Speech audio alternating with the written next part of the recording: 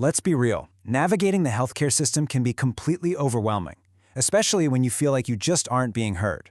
Well, in this explainer, we're going to dive into the key insights and tools you need to become a really powerful advocate for your own health. Okay, let's start with a number that really tells the story: 70%. A UK study on the autoimmune disease lupus found that's how many women were initially told they had something else entirely. And that's not just, a minor inconvenience. It's a critical delay in getting the right care, and it points to a much, much bigger issue. And that statistic? It leads us right into our first big topic, the diagnostic challenge. We're going to use the long, tough road to a lupus diagnosis as a perfect example of the hurdles so many women face, just to get a straight answer from the medical system. And wow, these numbers really spell out that struggle. We are not talking about a few weeks of being unsure. The average time from those first symptoms to actually getting a confirmed lupus diagnosis is 3 to 5 years. Think about that. It takes, on average, 10 separate consultations with 3 different doctors. Just imagine feeling sick for years, going on this medical odyssey, just trying to get a name for what's happening to your body. So why is it so hard? Well, it really comes down to the symptoms. The early signs of a disease like lupus, or SLE, are incredibly vague. We're talking fatigue, joint pain, rashes. That could be dozens of other things, right? From rheumatoid arthritis to fibromyalgia. So you can see how this all turns into this massive, confusing puzzle, even for the most skilled doctors. All of this leads to a really important point, which brings us to our next section, decoding your body's signals. Knowing what to look for is honestly half the battle. So we're going to explore how some really common health events are often misunderstood and why having the right information is absolutely crucial. Okay, take heart attacks. We all have that image from the movies, right? The crushing chest pain, the pain shooting down the left arm. But for women, the reality can be so much more subtle. Things like nausea, abdominal pain, extreme fatigue, or shortness of breath might be the main warning signs. And if you just write that off as indigestion or being tired, you can see how dangerous that can be. And another area that's just full of confusion, perimenopause. This isn't menopause itself, but it's the whole transition leading up to it, and it can start as early as your late 30s. Your hormones are starting to fluctuate, and that's when symptoms like hot flashes, mood swings, and terrible sleep can kick in for up to 85% of women. It is a totally normal phase of life, but boy, it can feel completely disruptive if you don't know what on earth is going on. And those hormonal shifts, they create some serious ripple effects throughout the body. As estrogen declines, its protective shield starts to go down. What does that mean for you?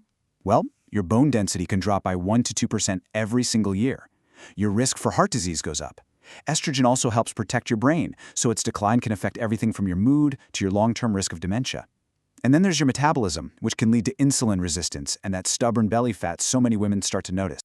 Okay, so this is a big one. We need to talk about myths versus medical facts. There is so much misinformation floating around out there, and learning to separate the junk from the real science is absolutely essential for making smart health decisions. All right, here's a myth I hear all the time. A lot of people think pelvic floor exercises, Kegels, are super easy. You just squeeze, right? How hard can it be? You can just learn it from a pamphlet or a quick online search. But the reality is, it's a little more complicated than that. And here is the reality check. Research shows that a full 50% of women do them incorrectly based on verbal instructions alone. Half! That's staggering. And doing them wrong isn't just a waste of time. For some women, it can actually make their symptoms worse. It's a perfect example of why getting professional guidance really, really matters. Now let's talk about something that has scared women for decades: hormone replacement therapy, or HRT. A lot of this fear comes from a huge, famous study called the Women's Health Initiative, which seemed to connect HRT to some very scary health risks. But here's the thing. The science has moved on in a huge way. That original study used synthetic hormones and, frankly, an older group of women. Today, the whole approach is different. Doctors now often use bioidentical hormones, which are exactly what your body makes, and timing is everything. For a lot of women, starting therapy close to the beginning of menopause can actually be beneficial. The bottom line is this: it's not a simple yes or no. It's a deeply personal conversation you have to have with your doctor. Let's switch gears and talk about nutrition, especially during pregnancy. Oh man, this is a time when suddenly everyone is an expert, right? It is so easy to get completely overwhelmed by all the conflicting advice and myths about what you should and shouldn't be eating. So let's just cut through the noise. These are some of the key foods that pose a very real risk during pregnancy because they can carry harmful bacteria like Listeria or Salmonella. So we're talking about things like unpasteurized soft cheeses, raw or undercooked meats and eggs, and deli meats, unless you heat them until they are absolutely steaming hot. These aren't just old wives' tales. These are science-backed recommendations to protect both you and your baby. Okay, we've talked about the challenges, we've busted some myths, so where do we go from here?